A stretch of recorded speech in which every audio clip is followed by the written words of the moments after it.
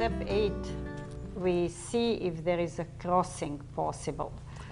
And that's a big subject that Jean is going to explain, because I probably will fail. Look at my 3 examples. Yes, they all have this pattern. Something missing is doing something.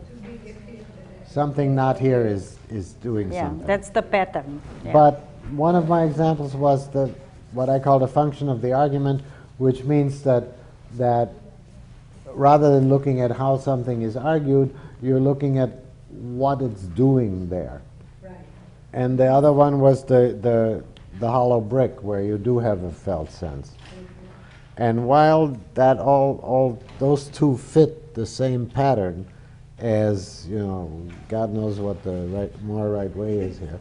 So everything is endlessly a source of patterns. So knowing that, we look at these situations here, these 3, and we say, well, okay, I picked one pattern that they all have.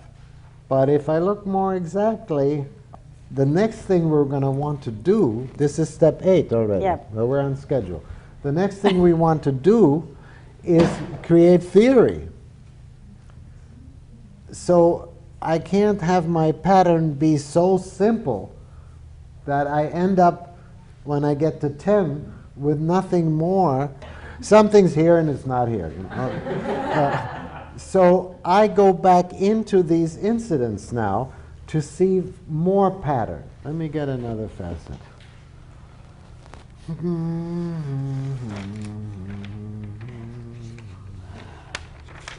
Well, there's the one about how when you're really open to, like this is a lot in terms of people who need and want and desire a relationship with a man or a woman or whatever, and they, being in this psychological, spiritual territory, people are always saying, oh, well, when I'm really open to it, somebody like that will happen, you know? Yeah.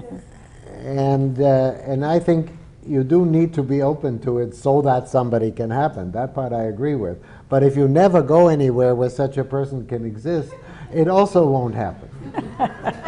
I mean, they would come and ring your bell, but they don't know your address, so they don't come. So that's a pattern. If I can be open to it, that kind of need also requires some sort of ordinary situational action. Otherwise it can't happen. Now, what's that? See, that's an interesting pattern. Now I can explain crossing. Okay. All right. So I have 4 instances, right? I have my hollow brick, I have my God knows how to more right way. I've got this philosophical thing about the function of the argument, and now I have being open. When I will be open to a man will happen. Okay. And that 4th one has this little wrinkle in it. Yeah, provided you get yourself around, or, you know, provided you go somewhere where such men actually come by now and then. If I cross them, what I'm doing is I'm looking at the felt sense hollow brick thing through the glasses of this one, that a man will happen, yes, if you're open to it, but only if you go somewhere, right? Mm-hmm. Mm-hmm. Now I'm going to show crossing. I'm going back now to my hollow brick, and I'm going to say, how does my hollow brick have this wrinkle that you actually have to do something in the ordinary space or else it won't happen? And for a moment, I draw a blank. And I'm saying, this hollow brick, how would it have this kind of extra tail on it? That you've got to do something ordinary too, and not only the fancy thing. Mm-hmm. And so I'm looking at it and I'm saying, well, one thing I know is that I say, you can't really do this kind of work you're doing unless you have time. And I throw that out. No, it turns out you don't have to. Then I think, well, what other ordinary thing might I be overlooking? I have to discipline myself and not add to page 1 what I didn't figure out until the 3rd page.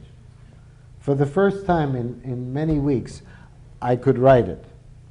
And I started writing it, even though I didn't have any time. And so I wrote about 3 pages, and noticed on the 3rd page this tremendous need to go to the 1st page and add something there. And I said, no, I don't know why exactly, but if you do that, you won't be able to do this. But right now I can look why, and I begin to see why. It has something to do with my hollow brick has what goes, that's really true. My hollow brick has something to do with going in and in and in and in and in, as distinct from going this way. I didn't know that. I just knew that, okay, page 1 is sacred, leave it alone. Page 2, leave it be. This is on page 3. It seems to belong on page 1, but with that paragraph up there about the same thing. No, it's on page 3. Leave it here. Okay, now whatever that is, now I have my richer pattern. You wrote something on page 1, and when you came to page 3, you wanted to adjust page 1 according to page 3, but it didn't fit. I knew I shouldn't do it, Right. and yet I didn't know why I shouldn't do it. Yeah. This has something to do with the relationship between time and space and ordinary objects and this big psycho spirit, whatever you call that whole thing. So this has it suddenly gets very interesting. This has something to do with creation or with manifestation or with whatever you want to call that thing. So the pattern in this one is that something ordinary needs to be there for this thing to manifest itself. Yes. I'm laughing here at myself and noticing something, which I'd like to give you. It's like something very small and trivial and stupid, if you look at it as a pattern, can suddenly illuminate all the big deal things. See? I'm saying, oh, I've got a relationship here between the spiritual energy, whatever you call that level, whatever you like to call it, and the ordinary space and time and things and rocks and bricks level. I have this interesting pattern. So now I go back and I look at my pattern from the viewpoint of having something to say about this big thing. See? And I don't know how to show you that. That the big thing needs something ordinary as well in it, or something like that. Yes. Now that I have an actual instance of this connection between the felt sense level and the trivial level, I'll call it for a minute. Now I want to look at that connection. I don't want to lose it in the general abstraction. Do you see what I mean? Like if you had told me last year that there's some relationship between space and time and ordinary things and some kind of spiritual energy, I would have said, yeah, I'll sign it. I don't want to be back there. I want to hang in now with this amazing fact that I actually have the connection here. Because the felt sense, and I didn't know that, but the felt sense is the in sense, and that in somehow or other translates into a spatial in on my pages. But now I have an instance here, and I don't want to lose. I have a laboratory sample here, this thing here. It's like the in of the 1, 2, 3 pages. I only got to page 3. 1, 2, 3 pages is that somehow that structure of space and pages and numbers was dictated from this sense difference. Now I know where it's hollow. What guides you and isn't here yet is connected to a space arrangement. First in the image of the hollow brick and the going in, and then in my in work. Did I do it right? Yes, you passed. So we have the step 8, and in step 9 you write freely.